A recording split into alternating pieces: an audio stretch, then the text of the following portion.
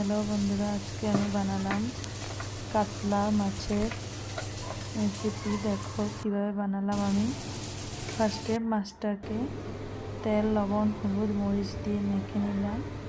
তারপর মিক্সার গ্রাইন্ডারে লবণ, শুকনো লঙ্কা, কাঁচামরিচ, সর্ষে, কালো সর্ষে, সাদা সর্ষে, জিরে, ধনে, আদা দিয়ে পেস্ট বানিয়ে নিলাম।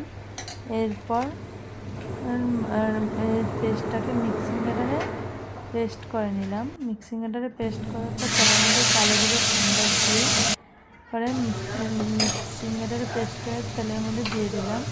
এরপর লবণ, হলুদ, মরিচের গুঁড়া পরিমাণ মতো, তোমাদের ঝাল অনুসারে দিতে পারো। একটা টমেটো কেটে দিয়ে দিলাম। দেওয়ার পর ভালো করে মশলাটাকে অল্প কষিয়ে নিলাম। কষিয়ে নেওয়ার পর এর মধ্যে জল ঢেলে দিলাম। জল ঢেলে দেওয়ার পরে উতরানো আসার পরে আমি এর মধ্যে মাছটা দিয়ে দিলাম।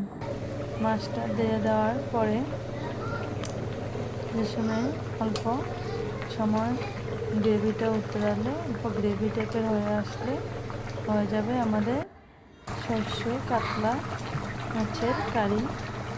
দেখো, তোমাদের যদি ভালো লেগে থাকে অবশ্যই ট্রাই করবা ঘরে, একবার বানিয়ে দেখো, খুবই টেস্টি খেতে। আর আজকে আমি বানালাম কাতলা মাছের কারি আর বানালাম মাছের ডিমের পাতুরি। মাছের ডিমের পাতুরিটাও কীভাবে বানালাম আমি লাস্ট ফিনিশিংয়ে দিয়ে দিলাম, দেখতে থাকো তোমরা।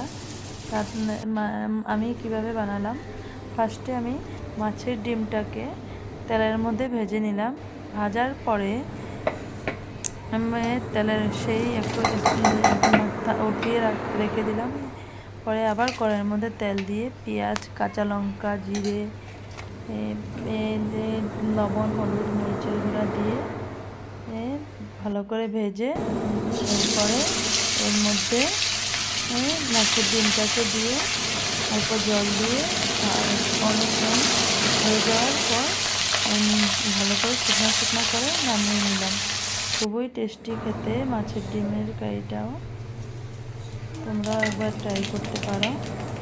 যদি ভালো লাগে থাকে আমার ভিডিও, তাহলে লাইক, কমেন্ট, শেয়ার করে দিও। নমস্কার বন্ধুরা, বাই বাই।